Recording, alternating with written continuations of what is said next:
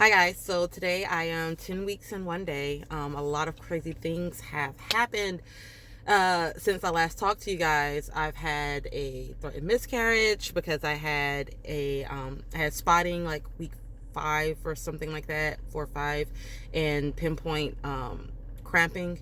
So they call that a threatened miscarriage. A week later, I had to follow up with the OB to get another ultrasound because the first ultrasound, all we could see was just the sac.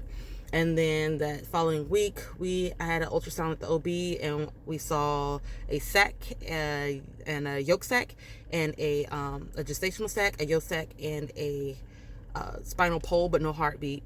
So then we had to wait a couple weeks, and I got ultrasound at 8 weeks. And we actually saw a baby bear sitting in there. Got a really strong heart beat. I will insert the ultrasound pictures. I don't have them on me because my baby took them with him when he left. So that's with that. Now, symptom-wise, holy crap. My first baby, which was about 9 years ago, so my first baby, I didn't really have any kind of morning sickness. I might have thrown up water a time or two because it was extremely hot and where I was at and stuff like that. But holy crap, I sleep all the time. And it started at even for the morning signs I had sleeping, but it started getting really, really bad at about 5-6 weeks. I was just sleeping all the time. At about 6 weeks is whenever I started with the nausea, and it would be more nausea than vomiting. But when I tell you, I would almost rather vomit and at least feel slightly better than to have nausea all day or headaches, and the only way to get rid of it is to go to sleep. It was, yeah. And I know that, and it wasn't even the worst nausea that I've heard of people having, so I could only imagine. And I'm not a punk poet or an over-exaggerator by any means, but Baby Bear has been kicking my butt. I sleep all the time. I have to take naps in the middle of the day, and it's not even naps, it's really sleeping because I need to sleep for at least 2 to 4 hours. I've had crazy dreams. Almost every day it's a dream. Or I wouldn't even say it's a dream. It's almost like a nightmare, and it has something to do with my children or my boyfriend or me being pregnant and Baby Bear. I'm convinced that it has to be a girl just because, I don't know, maybe I don't even know if this is a thing because I haven't looked it up, but the estrogen or whatever, I don't know, is messing with me. But I'm convinced it's a girl. So anyway, Baby Bear has been giving me very vivid dreams, and I actually remember them. Last night I felt like I had one where I don't know why we were traveling, but it was those little games, the Sega games where you're traveling over these crazy roads and doing these crazy things in these carts, and then you can jump across the seas and stuff like that. I don't know how. I know we ended up in a roadway with ice. The ice was breaking apart, and then it was me and the whole family, and then we fell into the water, and I couldn't breathe, and I was gasping for air, and I woke up gasping for air and legitimately scared. I've had dreams where I've woken up and I am looking at my boyfriend, and I'm like, I just had a dream that you were going to leave me. And he's like, okay, crazy lady, calm down. And he's like, are you really upset with me? It's like, what are you talking about? Completely unfounded. But yeah, so definitely have been having dreams. I didn't start getting cravings until probably week 9, and most of the time it's for a salad, a Caesar salad specifically, and tomatoes. I want sliced tomatoes with a little bit of sea salt on it. and veggies. I don't know what it is, but those have been my cravings. And then I did have one yesterday for pizza, from Little Caesars I had onions, peppers, pepperoni, sausage, banana peppers, and pineapples.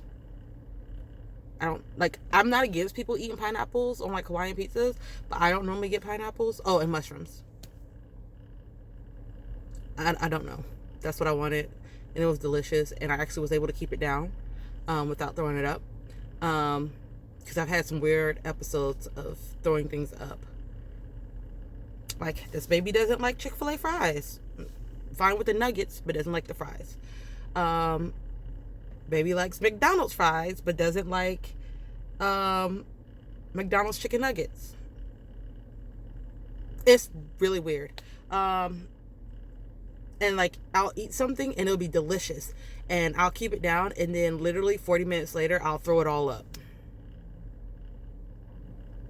All of it. Like, shouldn't have been digested by then. I don't know why it's coming up. It's kind of disgusting. But yeah, so I just got finished talking to my nutritionist, and we've come up with ideas on how I can get my nutrients and my carbs and stuff in, because even for like proteins, like meats, I don't know why, but it's repulsing. And veggies aren't gonna cut it, guys, and I can't eat that many starchy carbs because I'm already starting off at a higher weight, so I'm trying to minimize the weight gain. So yeah, what else is there for the update? I am definitely under high risk right now. So I am a high risk pregnancy due to all the cumulative things that I have going on prior to, and because of my last pregnancy being having preeclampsia. So I am going to be due August 5th, but I'm likely going to be induced before then, because high risk, they like to induce you. So we might have a July baby, which is crazy because it's like 6 weeks from now, and I'm not even like really showing. Well, I'm not showing. I'm just chunky. So we have that going for us, and